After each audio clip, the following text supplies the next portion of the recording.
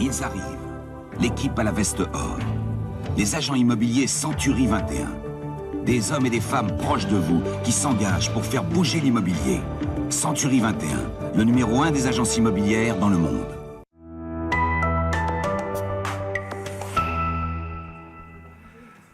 La veste a un peu changé depuis. En parlant de la veste, attendez, j'ai d'autres surprises encore. Deuxième partie de notre émission spéciale consacrée au groupe Martineau. On va entrer un peu plus dans les détails avec la présentation d'activités spécifiques. Nicolas, vous allez rester sur ce plateau, vous serez le monsieur plus, le monsieur Balzen, si on peut en reprendre encore quelques images de pub vintage. Je ne sais pas si vous vous rappelez, on en reparlera plus tard. C'est pas ma génération, ça. Ah, merci. On va parler de transactions immobilières et du service Vous Financez avec Sarah Alaoui, groupe manager transactions, qu'on peut applaudir.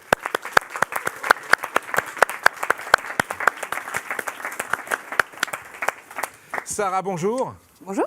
Merci d'être présente sur ce plateau. Parlez-moi d'abord de vos missions. Comment on gère la transaction immobilière au sein du groupe Martineau ? Alors, mes missions en transaction, c'est groupe manager. Groupe manager, c'est ni plus ni moins qu'accompagner l'intégralité de nos managers et nos collaborateurs dans la formation, dans la performance et dans l'accompagnement terrain opérationnel au quotidien. D'accord, ça concerne beaucoup de monde du coup ? Énormément, 130. Voilà, c'est un beau petit vaisseau amiral. Ce marché, si on parle de ce marché, c'est un peu les montagnes russes ces dernières années. Ça, c'est un peu dur pour le cœur, non ? Alors effectivement, si on reprend les 4 dernières années, ça a été très intense. On reprend 2021, 2022, année record, un nombre de ventes mais incroyable, extraordinaire, qui n'est pas forcément bon. Derrière, une chute libre. Alors en termes d'adrénaline, on a été incroyable. Un peu comme le temps ces derniers temps, c'est bien que ça se calme. C'est une très très bonne chose. Ce qui nous a permis aussi de nous rendre compte que sur ces deux marchés qui étaient complètement opposés, il y a une chose qui revenait, c'est la proximité qu'on a pu mettre dans les services auprès de nos clients, dans les quartiers dans lesquels on était représentés, et la force de nos équipes.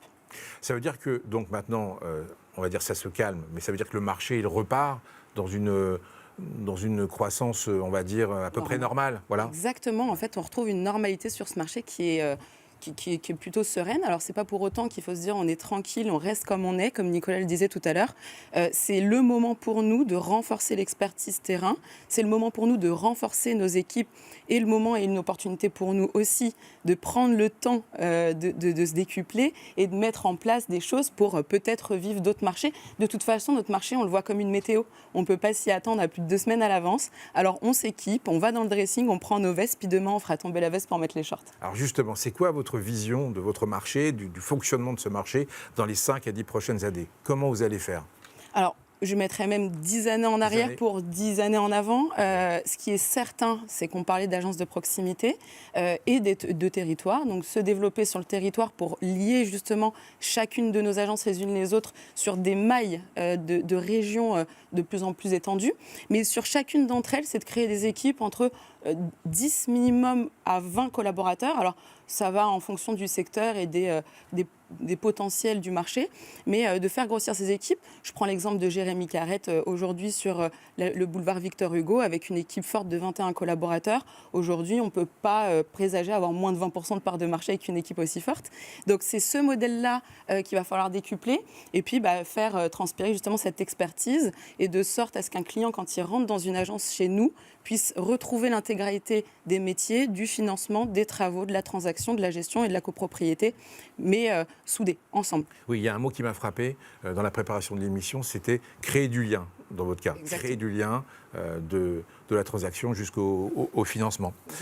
Donc pour faire la différence, si je comprends bien, il faut renforcer l'expérience terrain. Ça, c'est le maître mot, c'est ça ? Oui, exactement. Alors, renforcer l'expérience terrain passe par une création accompagnée par Léa Jamet depuis le début de l'année sur l'assistanat transaction, là où le juridique est devenu de plus en plus important dans la vie de nos clients.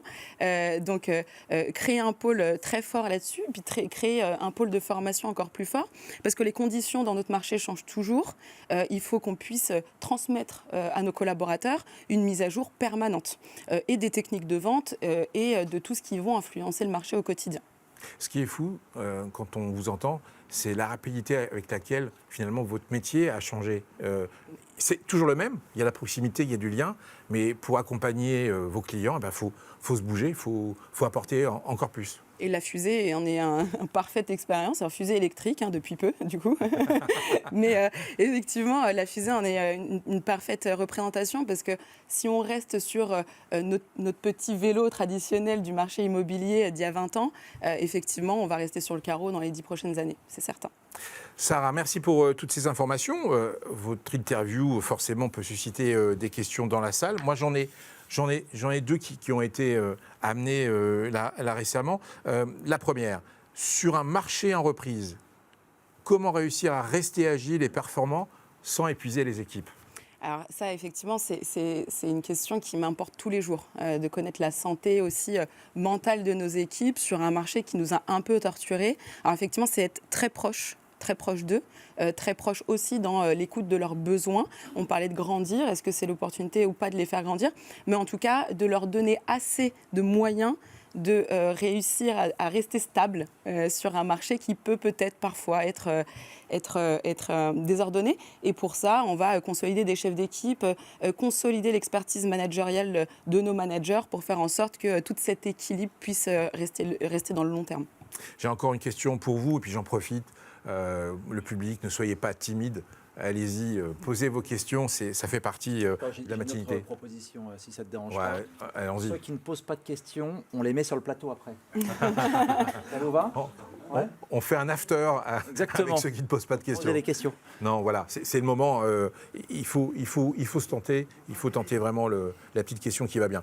Deuxième question pour vous, Sarah. Avec un modèle basé sur des agences de petite taille, comment anticiper les besoins RH et éviter les effets de seuil en recrutement et en management? Alors ça, c'est la question du moment. Voilà, je pense que ça fait réagir pas mal de nos managers parce qu'effectivement, le métier du recrutement aussi change énormément. L'attente des Français en termes de métier et de recrutement change énormément. Et c'est là où on va remettre une seule chose au centre de notre recrutement, c'est l'humain. C'est acheter ou en tout cas prendre en considération en premier le projet de l'homme avant de prendre ses compétences, parce que les compétences, c'est nous. On va lui apporter à un moment donné, mais c'est ce qui va représenter au cœur de nos équipes qui nous importe plus que son CV, les lignes de son expérience passée. Si je vous écoute depuis une demi-heure, je retiens quoi? Hyper proximité, de l'humain, du lien. On a commencé avec une vidéo, avec un robot qui proposait de l'IA, etc. Évidemment, tout ça va accompagner vos métiers, mais ce qui ressort, c'est quelque part la force traditionnelle de l'être humain. Ce qui peut faire la différence, Nicolas, c'est l'humain et le lien qu'on peut avoir avec son client, quoi. Ça n'a pas changé. On le renforce autrement. C'est ce qui nous sauvera dans notre métier. On va être clair, on est aujourd'hui dans un monde entre l'IA, des concurrents qui essayent de nous disrupter, des mandataires qui essayent de prendre des parts de marché. Ce qui nous sauvera, c'est l'implantation dans nos territoires et la proximité qu'on peut avoir, on en reparlera avec Béret, avec les acteurs locaux, avec nos clients, la proximité et la satisfaction, et ça c'est essentiel.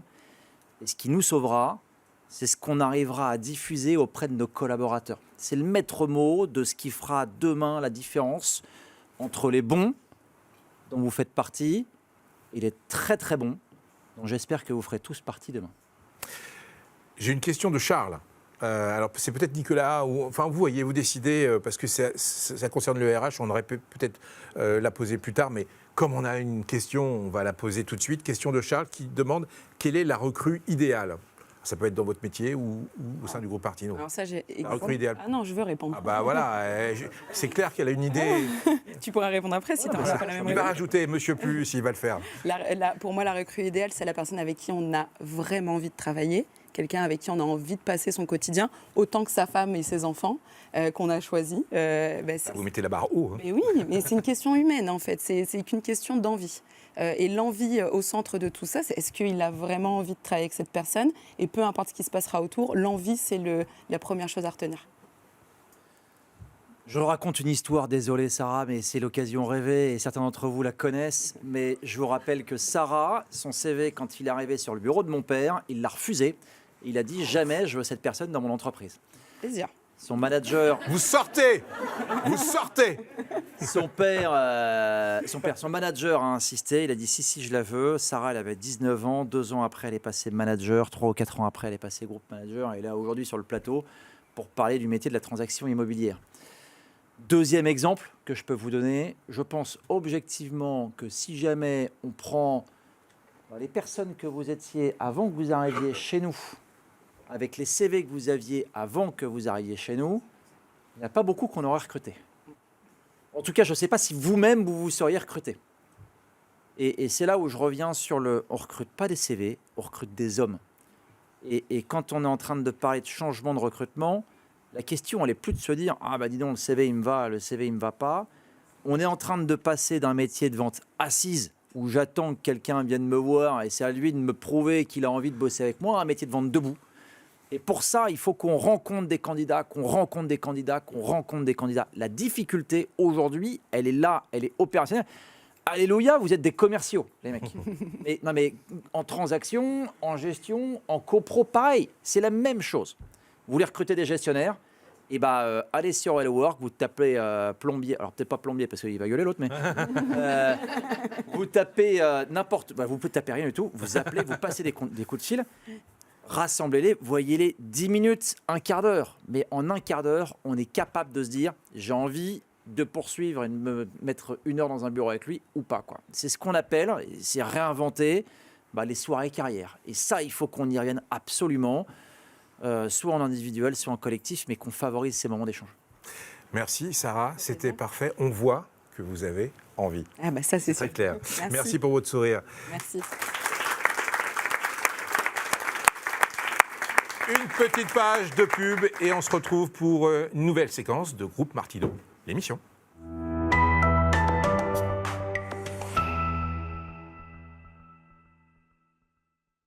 Porter cette veste n'est pas donné à tout le monde. Aujourd'hui en France et partout dans le monde, des hommes et des femmes déterminés s'engagent à chaque instant pour vous aider à vendre ou à acheter votre maison. Ils portent cette veste. Le numéro 1 des agences immobilières dans le monde.